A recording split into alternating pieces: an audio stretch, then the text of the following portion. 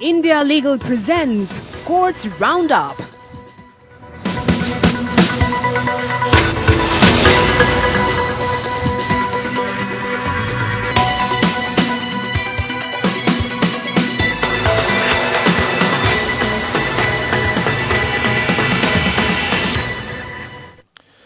नमस्कार, मैं हूं आपके साथ रविंद्र सिंह। कोर्ट्स राउंडअप में आपका स्वागत है। इस बुलेटिन में अगले आधे घंटे में हम आपको कोर्ट से जुड़ी तमाम छोटी बड़ी खबरों से रूबरू करवाएंगे।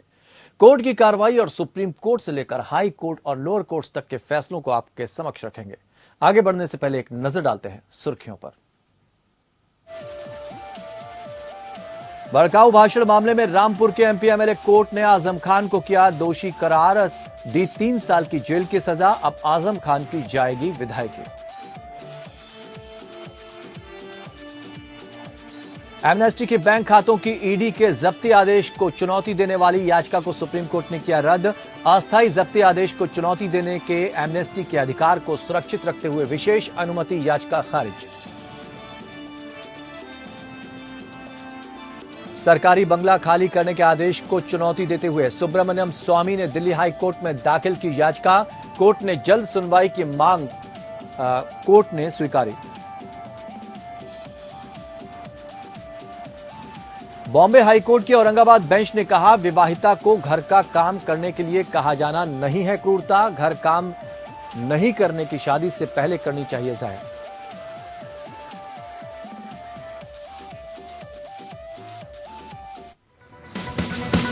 India Legal presents Courts Roundup.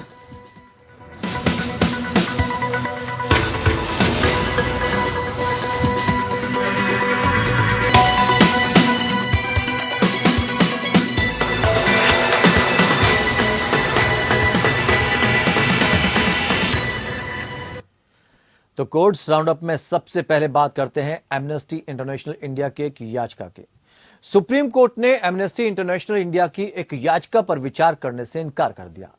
Amnesty international India ने याचिका में प्रवर्तन निदेशालय की ओर से उसके बैंक खातों को जब्त करने के आदेश को चुनौती दी थी। पीएमएलए एजुकेटिंग अथॉरिटी ने 7 अक्टूबर 2022 को एक अंतिम जब्ती आदेश पारित किया था, जिसके बाद यह आदेश दिया गया था। अस्थायी जब्ती आदेश को चुनौती देने के एमनेस्टी के अधिकार को सुरक्षित रखते हुए अदालत ने विशेष अनुमति याचिका खारिज कर दी। एजुकेटिंग अथॉरिटी के आदेश के मुताबिक संगठन के 3 बैंक खातों, जिनमें उपार्जित ब्याज समेत 1,54,03,999 की राशि थी, इसको पीएमएलए की धारा 5(1) के तहत अंतिम रूप से जब्त किया गया था। आदेश में जब्त राशि के ट्रांसफर हटाने या खर्च करने पर रोक लगा दी गई थी। जब्ती का यह आदेश 180 दिनों की अवधि के लिए प्रभावी होगा और इसे आगे जारी रखना प्राधिकरण द्वारा पारित पुष्टि आदेश के अधीन होगा। कर्नाटक हाईकोर्ट के आदेश के खिलाफ अंतर्राष्ट्रीय मानवाधिकार संगठन की इंडिया विंग ने विशेष अनुमति याचिका दायर की थी। हाईकोर्ट की एकल पीठ ने 16 दिसंबर 2020 को एमनेस्टी इंडिया को खर्चों को पूरा करने के लिए 60 लाख रुपए निकालने की अनुमति देकर आंशिक राहत दी थी।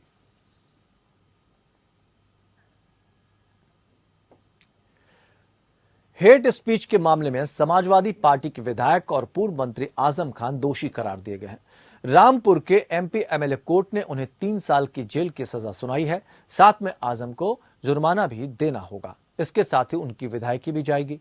आजम खान को रामपुर कोर्ट ने आईपीसी की धारा 153A, 505A और 125 लोक प्रतिनिधित्व अधिनियम के तहत दोषी करार दिया था।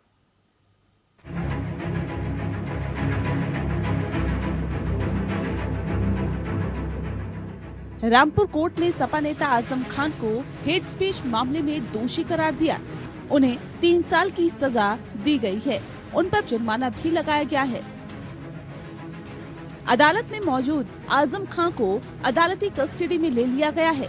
2019 में चुनाव के दौरान आजम खान ने तहसील मिलक में भाषण दिया था, जिसको लेकर कोर्ट का फैसला आया है।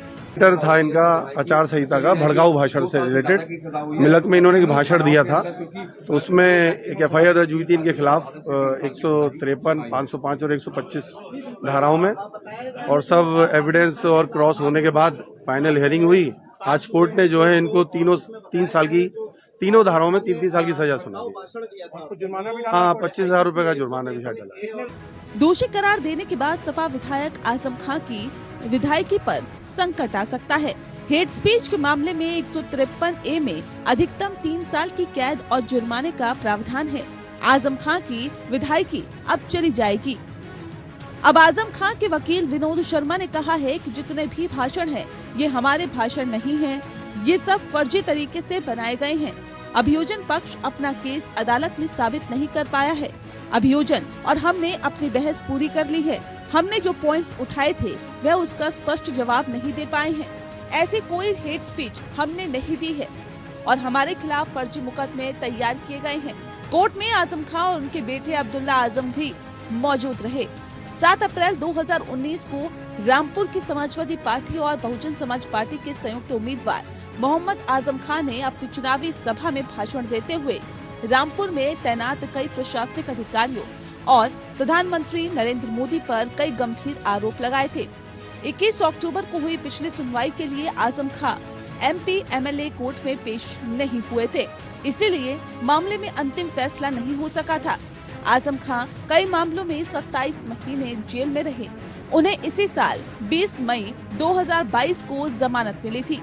साल 2019 में थाना मेलक में वीडियो मॉनिटरिंग टीम के प्रभारी अनिल कुमार चौहान प्रभारी ने हेट स्पीच मामले में मुकदमा दर्ज करवाया था। ये मामला MP MLA कोर्ट ACJM प्रथम निशांत मान की कोर्ट में चल रहा था। इसकी शिकायत बीजेपी नेता आकाश सक्सेना ने की थी।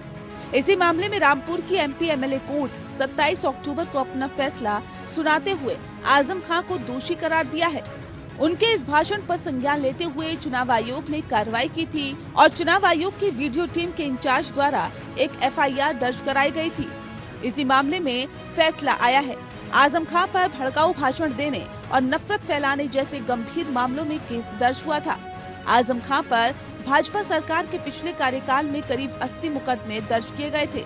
इनमें किसानों की जमीन जबरदस्ती हथियाने से लेकर किताबें चुराने, मारपीट करने, बकरी और भैंस चुराने तक के मुकदमे दर्ज किए गए थे। ज्यादातर मामलों में उनको जमानत मिल चुकी है। उनके ड्रीम प्रोजेक्ट जौहर यूनिवर्सिटी पर भी सवाल उठ रहे थे। आरोप है कि जौहर यूनिवर्सिटी बनाने के लिए आजम ने अपने रसूख का इस्तेमाल किया है। आजम खां रामपुर विधानसभा सीट से 10 बार विधायक रह चुके हैं। कई अलग अलग मामलों में सपा विधायक आजम खां 27 महीने तक जेल में रह चुके हैं। Bureau report.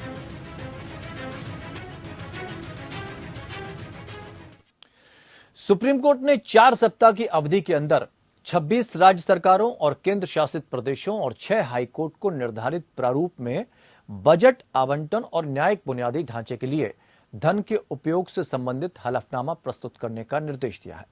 सुप्रीम कोर्ट ने सभी राज्य सरकारों के विधि सचिवों को जानकारी के साथ हलफनामा दाखिल करने का निर्देश दिया। ये जानकारियां हैं। पहली है, केंद्र प्रायोजित योजनाओं पर राज्य को कितनी धनराशि उपलब्ध कराई जाए। अगली जो है, राज्य और जिला न्यायपालिका के लिए राज्य सरकार द्वारा समवितरित राशि, राज्य और जिला न्यायपालिका को प्रदान की जाने वाली राशि और अन्य परियोजनाओं के लिए दी गई राशि। अगली है, वित्त वर्ष 2017-18 से 2021-22 तक उपयोगिता प्रमाण पत्र का विवरण। सभी हाई कोर्ट के रजिस्ट्रार जनरलों को भी संबंधित राज्यों या केंद्र शासित प्रदेशों में न्यायाधीशों के बुनियादी ढांचे के बारे में एमिक्स क्यूरी विभा दत्ता मखीरा द्वारा प्रस्तुत नोट पर 4 सप्ताह के भीतर जवाब देना है। सुप्रीम कोर्ट ने मामले को स्थगित करते हुए और इस पर जवाब मांगते हुए नोट किया कि वो पहले राष्ट्रीय न्यायालय प्रबंधन प्रणाली समिति द्वारा विकसित वैज्ञानिक पद्धति के अस्तित्व के कारण न्यायाधीशों की ताकत के निर्धारण से संबंधित मुद्दे को अगले दिन उठाएंगी। सुनवाई की अंतिम तिथि को एमिक्स क्यूरी ने सुप्रीम कोर्ट को अवगत कराया कि राज्यों और हाई कोर्ट ने अपने जवाब दाखिल कर दिए। पीठ ने हाई कोर्ट और राज्यों को ईमेल की तारीख से 3 सप्ताह की अवधि के भीतर प्रतिवादी को निर्देश देने की अनुमति दी। जस्टिस DY चंद्रचूड़ और जस्टिस हिमा कोहली को मखीजा ने बताया कि अधिकांश राज्यों और कुछ हाई कोर्ट ने अभी तक निर्धारित प्रारूप में अपेक्षित जानकारियां दाखिल नहीं की। मामले को अगली सुनवाई के लिए 22 नवंबर 2022 को सूचीबद्ध किया जाना है।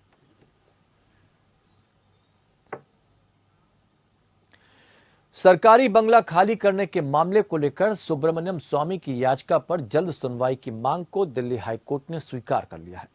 पूर्व राज्यसभा सांसद डॉक्टर सुब्रमण्यम स्वामी ने दिल्ली हाईकोर्ट का रुख करते हुए दावा किया कि केंद्र सरकार राष्ट्रीय राजधानी में उनके निजी आवास पर पर्याप्त सुरक्षा व्यवस्था सुनिश्चित करने में विफल रही है। हाल ही में उन्हें अपने सरकारी आवास को अधिकारियों को सौंपने का निर्देश दिया गया था।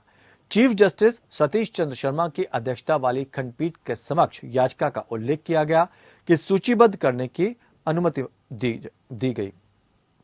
सीनियर एडवोकेट जयंत मेहता ने प्रस्तुत किया कि स्वामी 26 अक्टूबर तक सरकारी आवास छोड़ने के लिए सहमत हो गए, जब केंद्र द्वारा अदालत के समक्ष वचन दिया गया कि यह सुनिश्चित करेगा कि उनके निजी आवास पर सभी पर्याप्त सुरक्षा व्यवस्था की जाए। हालांकि यह प्रस्तुत किया गया कि ऐसी कोई व्यवस्था नहीं की गई। स्वामी को केंद्र द्वारा Z श्रेणी की सुरक्षा प्रदान की गई है। उनको 15 जनवरी 2016 को 5 वर्ष की अवधि के लिए सरकारी आवास आवंटित किया गया था। लुटियंस दिल्ली में बंगला उन्हें खतरे की आशंका के कारण आवंटित किया गया। स्वामी तब राज्यसभा के सदस्य बने, जिसका कार्यकाल इस साल 24 अप्रैल को समाप्त हो गया। जब स्वामी उच्च सदन के सदस्य के रूप में सेवा कर रहे थे, तब भी सरकारी आवास उनके पास बना रहा, भले ही आवंटन अंततः समय के प्रभाव के साथ समाप्त हो गया था। राज्यसभा सांसद के रूप में उनका कार्यकाल समाप्त होने के बाद उन्हें हाल ही में परिसर खाली करने के लिए कहा गया। स्वामी ने तब हाईकोर्ट का रुख किया। उन्होंने तर्क दिया कि सुरक्षा व्यवस्था को ध्यान में रखते हुए उन्हें Z श्रेणी की सुरक्षा की जरूरत है, इसलिए जो आवास मूल रूप से उन्हें आवंटित किया गया था उसे उनके पक्ष में जारी रखा जाना चाहिए। मद्रास हाईकोर्ट ने माना कि सीआरपीसी की धारा 91 के तहत सम्मन जारी करते समय बैंक खातों को फ्रीज करने का पुलिस का कोई अधिकार क्षेत्र नहीं है। ऐसे सम्मन जारी करते समय जांच अधिकारी किसी व्यक्ति को दस्तावेज या अन्य चीजें पेश करने के लिए ही बुला सकता है। अदालत ने यह भी नोट किया कि प्रतिवादी पुलिस सीआरपीसी की धारा 102(3) के तहत आवश्यक खाते को फ्रीज करने के बारे में न्यायिक मजिस्ट्रेट को सूचित करने में विफल रही है। मूल शिकायतकर्ता को अज्ञात व्यक्ति ने धोखा दिया, जिसने शिकायतकर्ता को फ्लिपकार्ट में टेम्पररी नौकरी की पेशकश की। नौकरी दिलाने के नाम पर उसे किस्तों में करीब 1 लाख रुपए का भुगतान किया गया। ये आरोप लगाते हुए कि धोखाधड़ी से एकत्र किए गए धन का उपयोग खरीदारी करने के लिए किया गया और ये मानते हुए कि वो इसी तरह के अपराधों में लिप्त था, प्रतिवादी ने बैंक अधिकारियों को याचिकाकर्ता के खाते को फ्रीज करने का निर्देश दिया। याचिकाकर्ता ने तर्क दिया कि वो मुख्य अपराध का आरोपी भी नहीं है और जांच के दौरान ही बैंक हस्तांतरण के बारे में विवरण सामने आया। हालांकि ये देखते हुए कि याचिकाकर्ता ने 89,000 रुपए की क्रिप्टो मुद्रा की खरीद करने के लिए स्वीकार किया, अदालत ने याचिकाकर्ता को अपराध नंबर के पक्ष में सावधि जमा के रूप में राशि जमा करने का निर्देश दिया। अदालत ने प्रतिवादियों को याचिकाकर्ता को अपने बैंक खातों का उपयोग करने की अनुमति देने का भी निर्देश दिया। जम्मू कश्मीर लद्दाख हाईकोर्ट ने श्रीनगर मेडिकल बोर्ड को नाबालिग बलात्कार पीड़िता के 22-23 सप्ताह के गर्भ को समाप्त करने के उसके अनुरोध पर अंतिम फैसला लेने के लिए नए सिरे से मेडिकल जांच करने का निर्देश दिया है। जस्टिस जावेद इकबाल वानी ने आदेश में कहा, याचिकाकर्ता पीड़िता को गर्भावस्था की समाप्ति की स्थिति में उचित मुफ्त मेडिकल सुविधाएं प्रदान की जानी चाहिए। नाबालिग ने अपने पिता के माध्यम से 30 अक्टूबर से पहले अपनी गर्भावस्था को समाप्त करने के लिए अनुमति के लिए हाईकोर्ट का दरवाजा खटखटाया। उन्होंने अधिकारियों को उनके या गर्भावस्था को समाप्त करने वाले किसी भी रजिस्टर्ड मेडिकल व्यवसायी के खिलाफ कोई दंडात्मक कार्रवाई करने से रोकने के लिए निर्देश देने की भी मांग की। नाबालिग का पिछले साल अपहरण कर दुष्कर्म किया गया था। हाल ही में जब वो स्वस्थ हुई तो पता चला कि वो 22 सप्ताह की गर्भवती है। अदालत के समक्ष ये तर्क दिया गया कि गर्भावस्था के कारण उसे बहुत मानसिक, मनोवैज्ञानिक, सामाजिक कलंक और स्वास्थ्य खतरा हो रहा है। अदालत को बताया गया कि श्रीनगर के सरकारी लल्ला डेट अस्पताल ने गर्भावस्था को समाप्त करने से इनकार कर दिया, जिससे उसे अदालत का दरवाजा खटखटाने के लिए मजबूर होना पड़ा। अदालत ने 18 अक्टूबर को मेडिकल बोर्ड को पीड़िता की जांच करने और रिपोर्ट पेश करने का निर्देश दिया कि क्या गर्भावस्था को समाप्त किया जा सकता है। 21 अक्टूबर को सरकारी वकील ने मेडिकल बोर्ड को रिपोर्ट सौंपी। मेडिकल बोर्ड ने कहा कि मरीज 23 से 24 सप्ताह की गर्भवती है। गर्भावस्था को समाप्त करने के आदेश के लिए दबाव डालते हुए नाबालिग का प्रतिनिधित्व करने वाले वकील ने सुप्रीम कोर्ट के हालिया फैसले का हवाला दिया। पीड़िता की दलील और मेडिकल रिपोर्ट का विश्लेषण करते हुए अदालत ने अधिकारियों को कई तरह के आदेश दिए। प्रतिवादी का मेडिकल बोर्ड द्वारा याचिकाकर्ता पीड़ित की नए सिरे से जांच होगी। जांच करने के लिए और बोर्ड की राय के आधार पर याचिकाकर्ता पीड़ित की गर्भावस्था का समाप्ति के संबंध में अंतिम निर्णय लेना है। सुकेश चंद्रशेखर ठगी से जुड़े मामले में अभिनेत्री जैकलीन के नियमित जमानत पर ईडी ने पटियाला हाउस कोर्ट में अपना जवाब दाखिल किया है। ईडी ने अपने जवाब में जैकलीन की नियमित जमानत का विरोध करते हुए कहा कि जैकलीन ने जांच के दौरान सबूतों के साथ छेड़छाड़ की, अपना मोबाइल डाटा भी डिलीट किया था। इतना ही नहीं, जैकलीन ने जांच के दौरान देश छोड़कर फरार होने की भी कोशिश की थी। हालांकि एलओसी जारी होने की वजह से वो भागने में कामयाब नहीं हो सकी। ईडी ने कहा कि जैकलीन ने कभी भी जांच में सहयोग नहीं किया। हालांकि जांच एजेंसी का कहना है कि जब भी सबूत और अन्य आरोपियों के साथ आमने सामने बैठाकर पूछताछ की गई तो उनका कबूलनामा भी है। साथ ही ईडी ने यह भी कहा कि जैकलीन का सुकेश से परिचय होने के 10 दिनों के भीतर उसके आपराधिक इतिहास के बारे में जानकारी हो चुकी थी। जैकलीन कोई साधारण नागरिक नहीं है, बल्कि वो वित्तीय रूप से संपन्न और ऊंचे प्रभाव वाली एक बॉलीवुड अभिनेत्री है। ईडी ने जैकलीन के प्रभाव का हवाला देते हुए कहा कि जांच के दौरान उनका बर्ताव ठीक नहीं रहा। जांच एजेंसी का मानना है कि वो सबूतों और गवाहों से छेड़छाड़ और उनको नुकसान पहुंचा सकती हैं। इसलिए ईडी ने जैकलीन की नियमित जमानत का विरोध करते हुए उनको जमानत नहीं दिए जाने की मांग को खारिज करने का अनुरोध किया।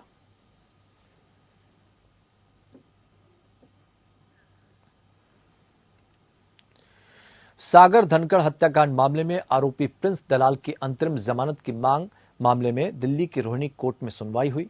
जूनियर रेसलर सागर धनखड़ की हत्या के एक आरोपी प्रिंस की अंतरिम जमानत की मांग वाली याचिका पर पुलिस को नोटिस जारी किया गया। कोर्ट ने दिल्ली पुलिस को नोटिस पर 31 अक्टूबर तक अपना जवाब दाखिल करने को कहा है। दरअसल हत्या के आरोपी प्रिंस दलाल ने अपनी बहन के रिंग सेरेमनी और शादी में शामिल होने की मांग करते हुए रोहिणी कोर्ट में अंतरिम जमानत याचिका दाखिल की है। याचिका के मुताबिक आरोपी प्रिंस दलाल की बहन की 2 नवंबर को रिंग सेरेमनी और 3 और 4 नवंबर को शादी की तारीख तय की गई है, जिसमें जाने की मांग करते हुए अंतरिम जमानत देने की मांग की गई है। जूनियर रेसलर की हत्या के मामले में ओलंपियन पहलवान सुशील कुमार मामले के 18वां आरोपी बनाया गया। प्रिंस उनमें से एक है। कोर्ट ने 12 अक्टूबर को जूनियर पहलवान सागर धनखड़ हत्याकांड में आरोपियों के खिलाफ हत्या के प्रयास, दंगा, गैर कानूनी रूप से जमा होने और आपराधिक साजिश समेत अन्य धाराओं के तहत आरोप तय किए थे। अदालत ने 2 फरार आरोपितों के खिलाफ भी आरोप तय किए थे। अदालत ने आरोपी व्यक्तियों के खिलाफ छत्रसाल स्टेडियम में हुई घटनाओं के संबंध में चोट और लूट की धारा के तहत आरोप तय किए। दूसरी बात, शालीमार बाग की घटनाओं के संबंध में सुशील कुमार को छोड़कर 10 आरोपियों के खिलाफ अपहरण, गंभीर चोट पहुंचाने, दंगा सहित आपराधिक साजिश और गैर कानूनी रूप से जमा होने की धाराओं के तहत आरोप तय किए गए थे। तीसरा, अदालत ने मॉडल टाउन में हुई घटना के संबंध में सुशील कुमार को छोड़कर 15 आरोपियों के खिलाफ आपराधिक साजिश, दंगा और गैर कानूनी सभा की धाराओं के तहत आरोप तय करने के भी निर्देश दिए हैं।